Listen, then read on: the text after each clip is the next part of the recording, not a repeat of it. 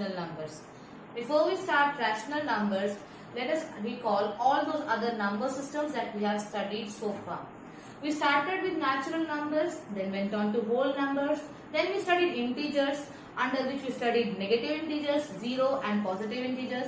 Then we studied fractions, under which we studied proper fractions, improper fractions and mixed fractions. Now in grade 8 you are going to study rational numbers and understand basically what is irrational numbers. All of these different number systems come under real numbers. Now a number line showing natural number. It would start with 1 and go on to infinity, as shown in this figure here. It starts with 1 and doesn't end anywhere. That is why we are going to show it with these dots. Next is a number line that shows us whole numbers. It starts with 0 and goes on to infinity. Now this 0 was actually invented by Indians, Mayans and Babylonians at around the same point of time independently. Therefore we got the concept of nothingness as 0. Next we have integers. Now integers is a collection of negative numbers, 0 and positive numbers. Now here is a number line that would show us integers. It is a number line in true sense because it can be extended on both the sides as shown by these dots. We can have infinite number of numbers on either side of it, and the middle one would be 0. That's our integers. Next we have a number line showing fractions. Now fractions, as I told earlier, were divided into proper fractions, improper fractions and mixed fractions. Proper fractions wherein the magnitude of the numerator is always lesser than the denominator. Then improper fractions is quite opposite of proper fractions. Its numerator has greater magnitude than the denominator. Therefore, when we divide the numerator by the denominator, we get an integer and a fraction as shown here. Therefore, improper fractions are generally converted into mixed fraction wherein you have an integer and a fraction. Therefore, it is called as mixed fraction. Now we come to rational numbers. Now the definition of rational number tells us it is a number in P upon Q form, wherein Q is not equal to 0. Not equal to 0 means P is the numerator, Q, which is the denominator, has a particular bound. So this Q here should never be 0. Otherwise it would be there will be no difference between fractions and rational numbers. The basic difference between fractions and rational numbers is it is a fraction, of course, but its denominator has to be a non-zero number. Otherwise the fraction would be fraction. Or like next slide shows us, it would be irrational. Now irrational number is a number which cannot be represented in P upon Q form, and maybe it can have Q as 0. Either of these two conditions, if they are fulfilled, then it's an irrational number. Now we are going to compare and contrast the properties, under which the first property that we are going to study is closure property. Let's see what happens when we perform mathematical operations on different number systems. What is the answer that we get? What is the answer that we arrive on is what tells us the closure property. Now first, natural numbers. Natural numbers, when you add two natural numbers, you always get a natural number. But when you subtract a natural number from a natural number, you may not always get a natural number. This is -1, which means it is a negative number. Hence, it's not a natural number. Therefore, closure property is not applicable for natural numbers under subtraction. Multiplication, when you multiply two natural numbers, you always get a natural number. Therefore, it is applied for natural numbers under multiplication. Division, not possible because you are going to get a fraction here. Similarly, for a whole number, when you add two whole numbers, you get a whole number. When you subtract a whole number from a whole number, you may not always get a whole number. Therefore, it is not applicable for whole numbers under subtraction. Multiplication, applicable. Division, not applicable because you get a fraction. Because not all whole numbers divide the whole numbers. Integers, when you add two integers, you get an integer. When you subtract an integer from an integer, you get an integer.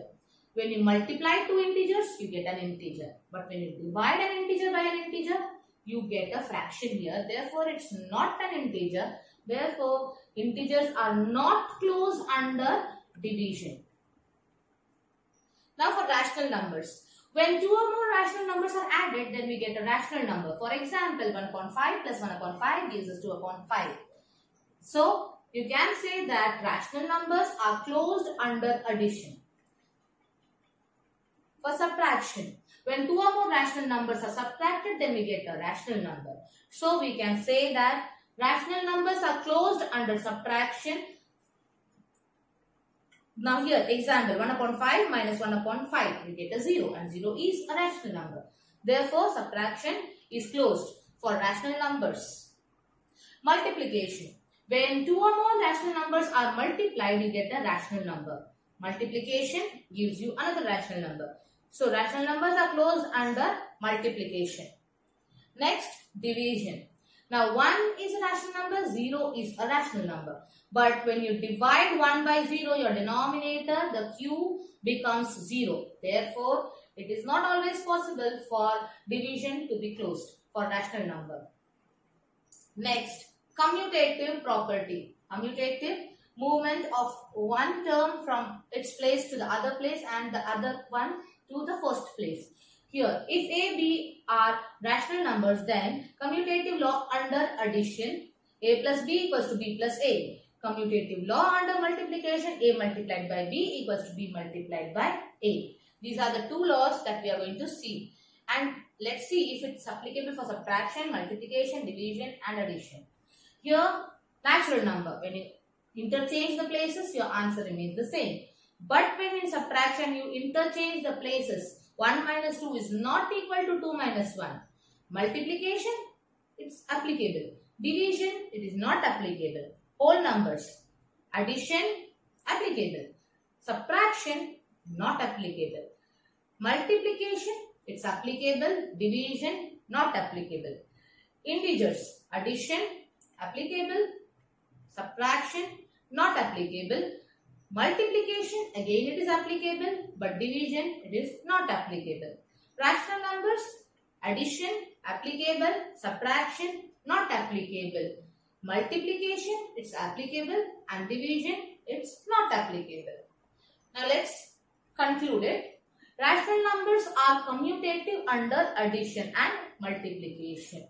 Like we see in this slide here, the tick marks are only for addition and multiplication.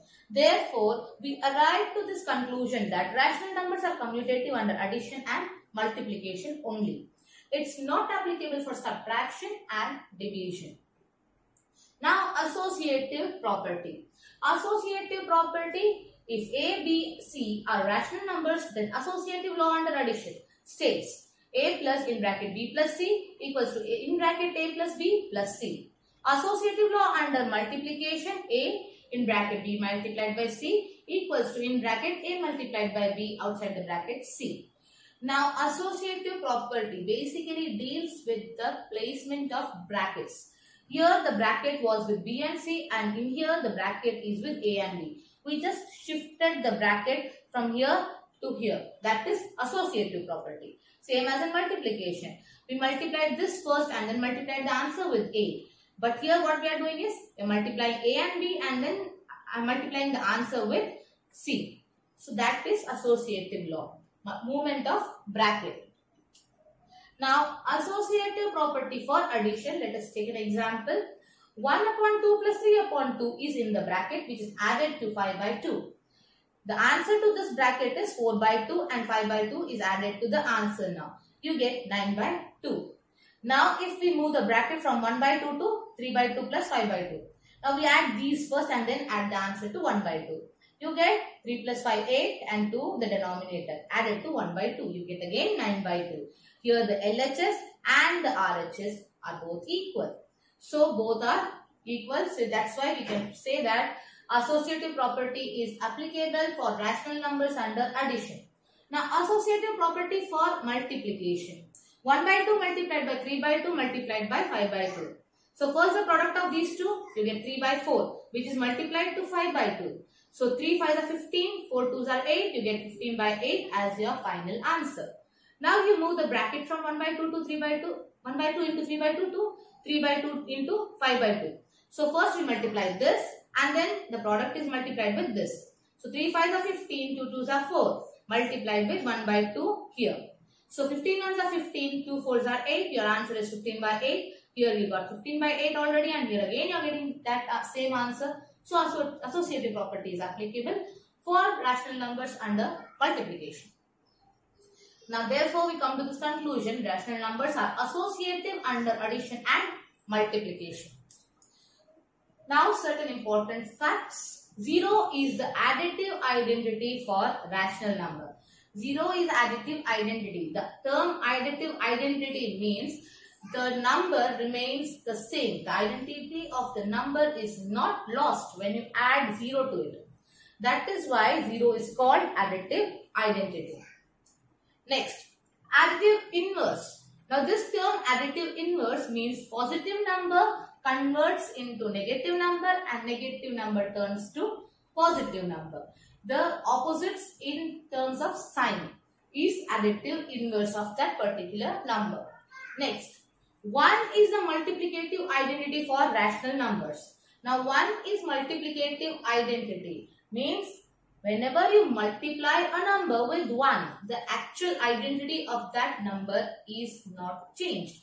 Therefore, 1 is called the multiplicative identity for rational numbers. Now, multiplicative inverse. Just as additive inverse, we change the signs. In multiplicative inverse, we change the position of the numerator and denominator. In multiplicative inverse, we change the numerator into denominator and the denominator into numerator. It's nothing but basically the reciprocal of that number. Distributive property. For all numbers p, q and r, p in bracket q plus r equals to p multiplied by q plus p multiplied by r, and p in bracket q minus r equals to p multiplied by q minus p multiplied by r. This is known as distributive property. Here this p is distributed evenly to both of these, and again in here p is distributed to both these. That is why it is called distributive property. First one was called distributive property and over addition. Second one, distributive property of multiplication over subtraction. Here it is added. That is why addition. Here it is subtracted. Therefore subtraction. Exercise 1.1. First question.